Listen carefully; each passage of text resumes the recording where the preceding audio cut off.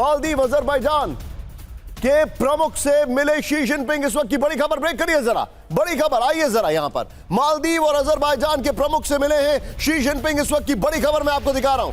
थोड़ी देर में पीएम मोदी से मुलाकात। ये लगातार मुलाकातें चल रही हैं। मनीष के पास मैं चलूंगा। मनीष, इंटरेस्टिंग बात क्या है? शी जिनपिंग ने बुलाना चाहिए था 10 देशों को, लेकिन बुलाया है 20-25 देशों को। वो अपनी शो ऑफ स्ट्रेंथ करना चाह रहे हैं और इस सिलसिले में वो डोमेस्टिक ऑडियंस में, खासकर डोमेस्टिक ऑडियंस में एक पोस्चरिंग कर रहे हैं कि देखो ये है चीन की ताकत, you know the old dragon.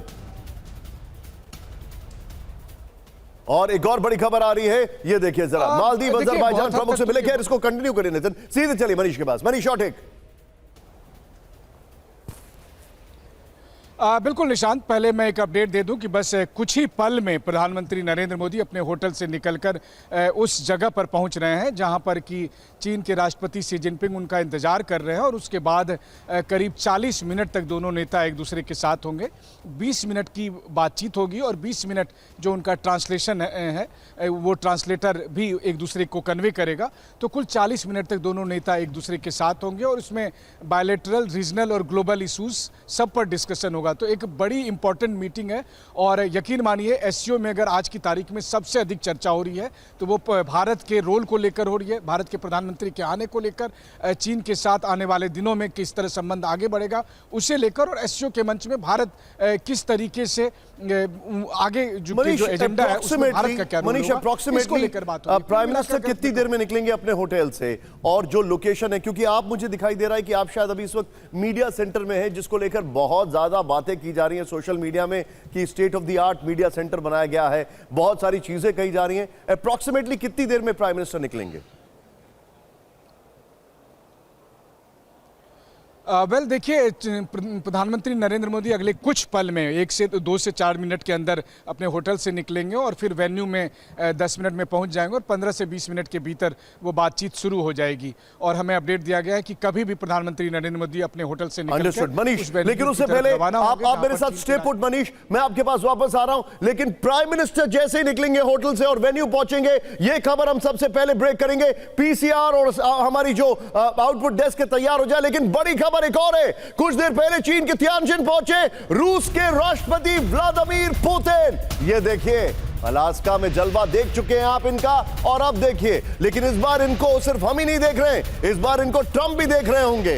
Interesting बात क्या है, ट्रंप के लिए मशहूर है कि वो जब एक मंच पर पुतिन, शी जिनपिंग और प्राइम मिनिस्टर मोदी को देखेंगे तो क्या होगा। ये देखिए जरा, वहां पर मीडिया फ्रेंजी जो होता है वो दिखाई दे रहा है। और ये देखिए 2 ग्रैंड एंट्रीज, ये आपके सामने स्क्रीन पर दिखाई दे रही है। 2 ग्रैंड एंट्रीज, एक प्राइम मिनिस्टर मोदी की और दूसरी पुतिन की।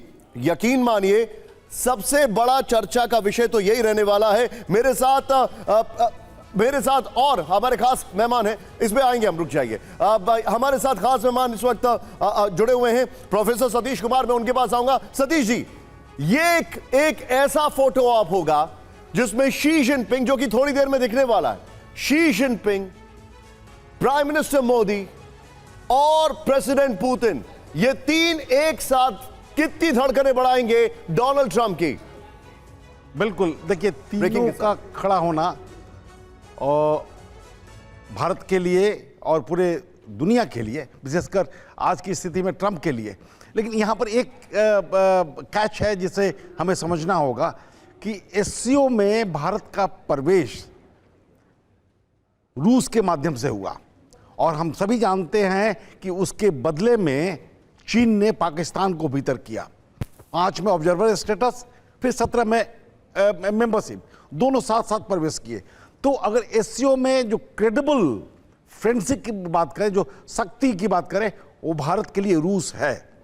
रूस बैलेंसिंग चाइना के लिए भी करता है। हम जानते हैं कि विगत में रूस और चाइना में वॉर भी हुए हैं। सर, मैं आपको थोड़ा सा एक चीज के लिए रोकूंगा। मैं चाहूंगा नितिन मेरे पीसीआर में प्रोड्यूसर हैं, नितिन यहां पर 2 विंडो प्ले करिए, प्लीज गो अहेड सर। तो परिस्थितियां, अब कॉमन फैक्टर की हम बात कर रहे हैं। चीन और भारत के बीच में कई मतभेद हैं, जो बुनियादी मतभेद हैं, जिन्हें खत्म करना इतना आसान नहीं है, और इंटेंशन भी पता चल रहा है।